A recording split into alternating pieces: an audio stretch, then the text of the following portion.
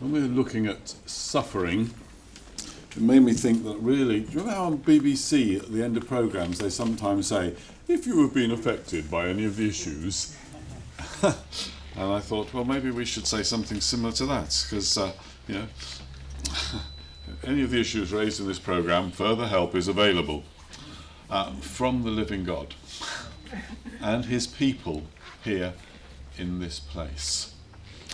So we can say something a little bit that the BBC can't say, because they just direct you to another television programme or something online, but we are actually here. I once performed a soliloquy in front of my mirror. The audience gave me a standing ovation, but only because I forgot to sit down.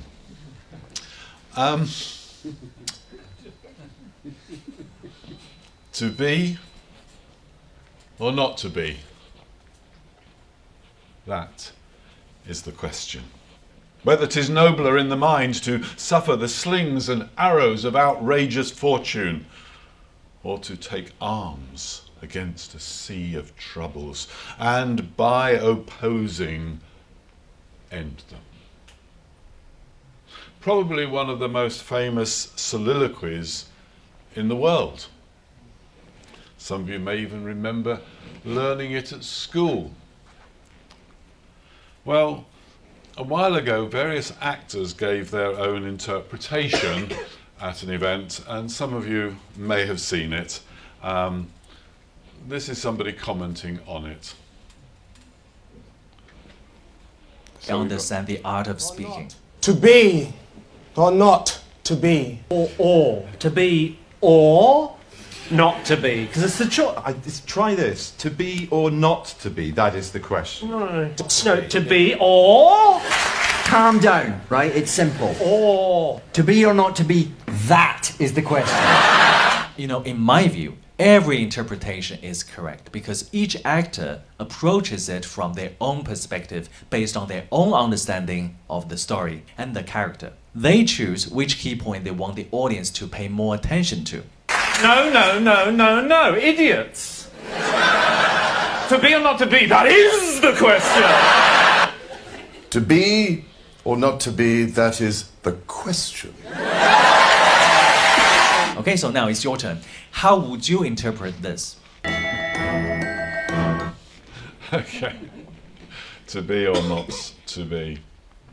Different interpretations possibly of that soliloquy where you put the emphasis. And Colin has given us these verses that we're looking at this morning. And my take on it may not be quite the same as his take, but he'll keep that for another day. So that sermon you will receive in due course. But Isaiah 50 that we had read for us this morning is a soliloquy. What's that? Yeah. What does it mean? It means a single person speaking out in solitude, but in terms of the way it's used by Shakespeare and here, there is an anticipation of an audience. So, to be or not to be, there is an audience hearing that in Hamlet. Here, it is the suffering servant who is giving his soliloquy. He is giving this speech, as it were, in his own self, but we are those who get to listen in to what he is saying. And so Isaiah, the whole of Isaiah 42 to 53 is all about the suffering servant. It is a prophecy about the coming Messiah or Christ. And this soliloquy in chapter 50 is the suffering servant speaking to himself, but as one who expects to be overheard. And the one who listens, which would be us, gets an insight into what the suffering servant, Jesus, experiences. And so we are both informed and encouraged in our own struggles. The one who suffers their own abuse and ridicule. The one who is weary and feels like a smouldering wick, chapter 42, or a bruised reed. If you feel like that this morning, listen in, because we are privileged to listen in on this soliloquy by the suffering servant. The servant has suffered willingly for the good of others. He is not merely, though, to be admired or wondered at. He is to be obeyed. He shows us what true discipleship is. We can follow him, obey him wholeheartedly, even walking at times in darkness, which is what it says in verse 10 of this passage, that we can walk in darkness even when we can't see the next steps, because we know he's with us and has walked this road before us. Or alternatively, we can light the fires of rebellion, which are also talked about in verse 11. And the fires of rebellion will eventually destroy us. And so we can then move from Isaiah, that wonderful soliloquy, and I would encourage you to look at it again at home, but we then move us into Mark chapter 14 that we had read, because there we encounter the outworking of this.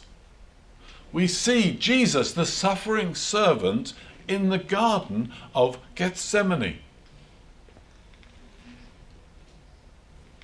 You know, of all the places in Israel, it was this garden that I was most moved in when I went there for the first time.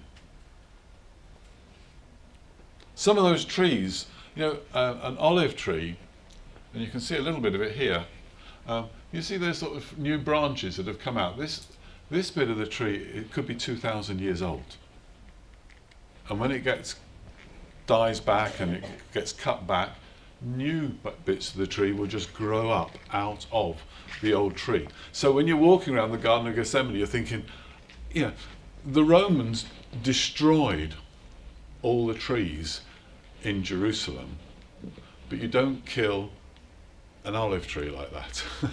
So these trees could be 2,000 years old. These could be the very trees, and if not them, they are the descendants of the very trees in that garden. Garden of Gethsemane is the garden of the olive press. And so they were there when Jesus was praying. But why it was so moving wasn't the age of the trees, or even, in a sense, knowing that it was the right location, because it was here that the battle was fought. Here it was that Jesus prayed and was in anguish, knowing what was ahead. Here it was that he prayed, overwhelmed with sorrow to the point of death. Here it was that as he prayed, he sweat as if it were drops of blood.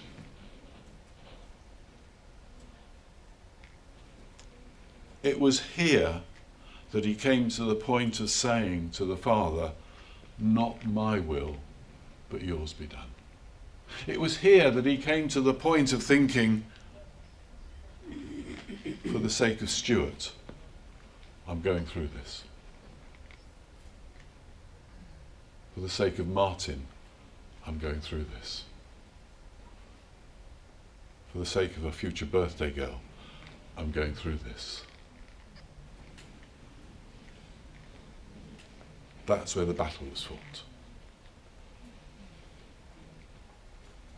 So as we meet Jesus in the garden, as we listen to his soliloquy in Isaiah, we find a Jesus who is with us in our hurts, in our suffering, in our disappointments. You know, the preacher John Wimber died in 1997. I'd had the privilege of hearing him a few times. Before his death, he spoke at HTB Brompton, Holy Trinity Brompton, about suffering and his own treatment for cancer. He said, "A question that has often been asked me is, did you commune with the Lord through that time?" Commune with the Lord? He said, "I was unconscious. I spent 20 to 22 hours a day asleep. They had to carry me out of the bed to get the treatment. They put you under this thing and they clamp this other thing over your head. I found out that I was claustrophobic. They take straps and they put them over you. You have to be totally immobilized for this treatment because radiation is an exact art. And if they miss, they could fry your brain in a few seconds. I was absolutely frightened out of my wits for all 43 treatments. But the Lord was there in the midst of the fear, in the midst of the panic, in the midst of the horror. He was always there." Some years ago, he continues, I was counselling a woman who had been brutally raped. She had been through intensive counselling. She was a Christian and told me how at the time of the rape she had been crying out, "Jesus, Jesus, Jesus." She asked me, "Where was Jesus?" I felt the Lord gave me the answer. I told her, he was being raped. See, here in Gethsemane, and then at the cross, Jesus suffered for me. He took all my failings on himself, and yours, and everyone else's. My bitternesses, the ways I have hurt others, as well as them hurting me. The rubbish that has happened to you. Jesus had to be God when he was nailed to that cross. Because only God has the resources. Only he can take all of that on himself. No wonder the sky turned black as he died on that cross. In John 15:20, Jesus says in the upper room, sharing the Passover meal with the disciples, just before he goes to Gethsemane and his arrest. He said, "No servant is greater than his master. If they persecuted me, they will persecute you also."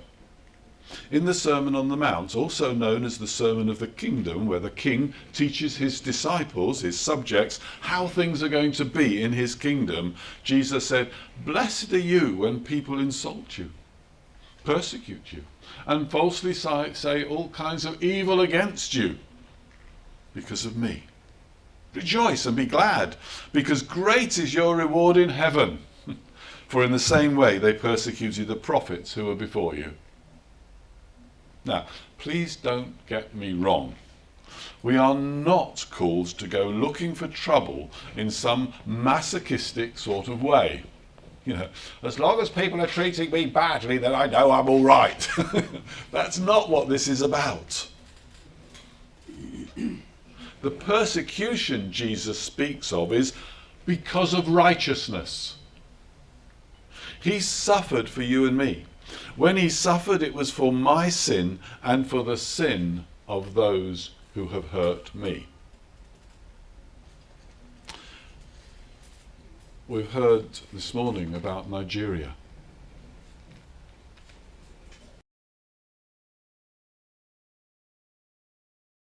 He's in the Ukraine at the moment, meeting with church leaders and church folk, theoretically to encourage them. I think he's getting far more encouragement from them. He was worshipping earlier in the week at a service. This week, there were names on the screen at the front of the church of those known personally to them who had recently been lost in the Russian invasion. The names included sons and husbands and children and wives of those who were there worshipping. With their hands raised, they were worshipping God. How would you have behaved in that situation? How would I have behaved in that situation? Including a young woman who was there in that congregation who said, I thank God for this. A young widow because her husband's name was on that list. I thank God for this, as it has brought us all so much closer to God. Wow.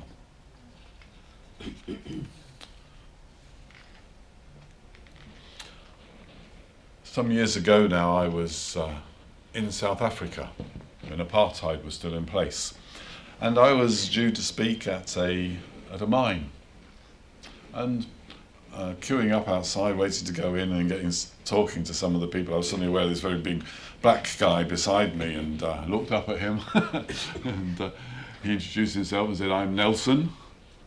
I said, "Oh, we had a famous person called Nelson." Of course, they also had a very famous person called Nelson at the time because he was still on Robben Island. We got talking. He shared how recently married, after a few days, he had to make the day's journey to the mine where he lived in a dormitory with other men for months before his next journey back to his village. That was the life that he had to live. During the service, we had a time of, as Jill did this morning, let's have a time. Anybody got any testimonies to share? Now, it must be said, whenever I was in one of those situations, they would always say, we have a white Maruti, a white minister here this morning, therefore we're only having 6 testimonies. There would be a rush to be one of those 6 testimonies. The first one out was Nelson, thanking God for his goodness and his presence with him.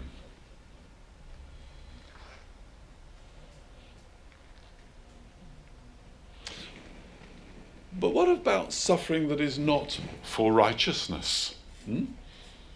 Maybe we can compartmentalize it a bit and think, well, there's righteousness, and if I suffer for doing the right thing, well, that's okay. But what about other suffering? What about the other sufferings that we all experience? We do, don't we? There's nobody here this morning who doesn't have some experience of suffering in some way or another. As I was thinking about this week, in fact the last 2 days, I was thinking about an oyster. Did you know that not all oysters can produce pearls? There are different types of oysters. And some oysters are only good for eating. And some should not even be eaten, especially when they go bad. Consuming bad oysters can lead to food poisoning, which can be severe and even life-threatening. You need to be able to tell the difference. But the ones that do produce pearls, they do so because of an irritant in their lives. Something gets into the shell that could kill the oyster. And so the oyster responds by putting a protection around that irritant. That protection grows until it becomes a pearl. So a pearl only happens because of a major irritation that could kill that oyster. So if you've got a nice, ladies, if you've got a nice, I say late nowadays, you're not allowed to say that, are you? Gentlemen as well, if you've got a nice row of pearls at home, it's only there because of an irritant. Something that was bad that caused that pearl.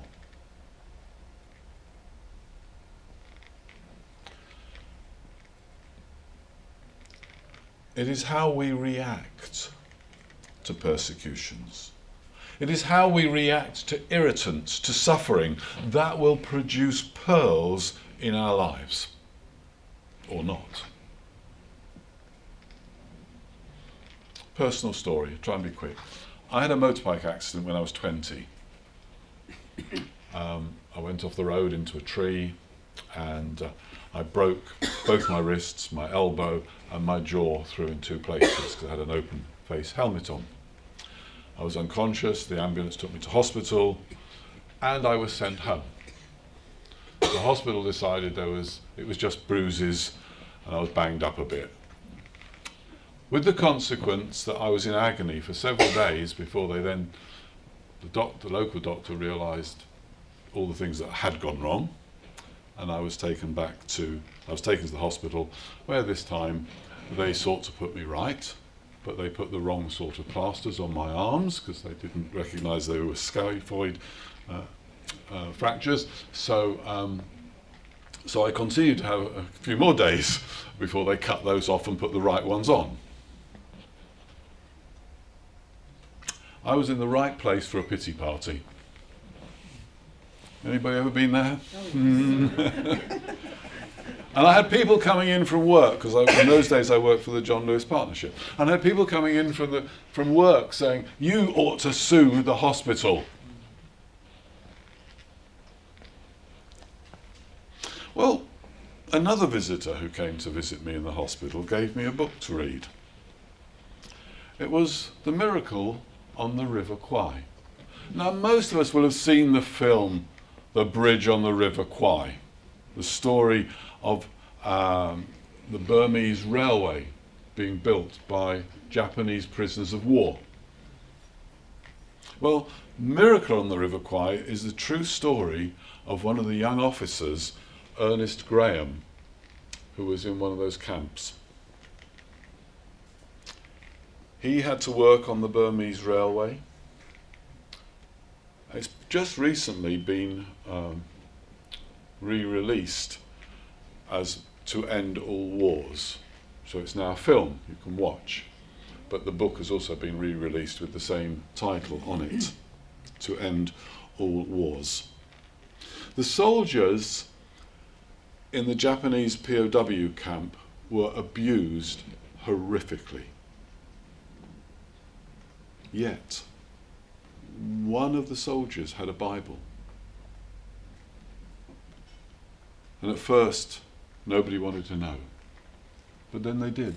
And the Bible was torn up. The pages were taken out of the Bible and passed around, and people memorized whole pages of the Bible and then passed them on to somebody else so that they could read and discover that there's a different way to live.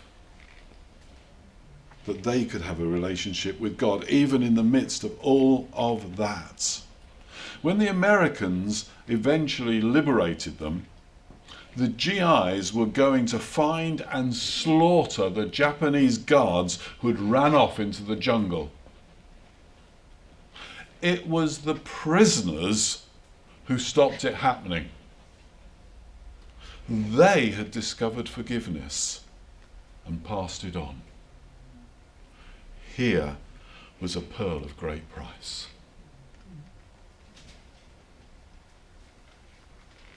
And so after reading that book, no, I did not sue the hospital. Rather, I discovered a new work of God in my life, and I forgave. We live in an age where we're all told to stand up for our rights. The slightest little problem. Folks, it's those little problems and those big problems that can produce pearls, or they can kill us and the society that we live in. So what of us? Do the irritants in our lives cause the oysters to go bad, to not even be edible? Or do these things produce pearls? Because everyone experiences suffering in some or many forms. But we follow one who has been there and is here with us now. Florence Nightingale said, "My mind is absorbed with the sufferings of man. Since I was 24, there has never been any vagueness in my plans or ideas as to what God's work was for me. It's amazing, isn't it? Even Aesop, remember Aesop? Saw purpose in suffering. We learn from the things we suffer. So do we say yes through suffering? Or do we have pity parties? This shouldn't happen to me, it's not fair. Everyone else gets an easier ride, why me? I am still capable of pity parties, brothers and sisters. And if you don't believe that, go and talk to Jill. So let's let Scripture have the last word. Praise be to the God and Father of our Lord Jesus Christ, the Father of compassion and the God of all comfort, who comforts us in all our troubles, so that we can comfort those in any trouble with the comfort we ourselves receive from God. For just as we share abundantly in the sufferings of Christ, so also our comfort abounds through Christ. If we are distressed, it is for your comfort and salvation. If we are comforted, it is for your comfort, which produces in you patient endurance of the same sufferings we suffer. And our hope for you is firm, because we know that just as you share in our sufferings, so also you share in our comfort. We do not want you to be uninformed, brothers and sisters, about the troubles we experienced in the province of Asia. We were under great pressure, far beyond our ability to endure, so that we despaired of life itself. Indeed, we felt we had received the sentence of death. But this happened that we might not rely on ourselves, but on God, who raises the dead. He has delivered us from such a deadly peril, and he will deliver us again. On him we have set our hope, that he will continue to deliver us as you help us by your prayers. Then many will give thanks on our behalf for the gracious favour granted us in answer to the prayers of many. For I consider that the sufferings of this present time are not worthy to be compared with the glory which shall be revealed in us. Say yes. Through suffering, there is glory to come. And there are pearls along the way. Amen.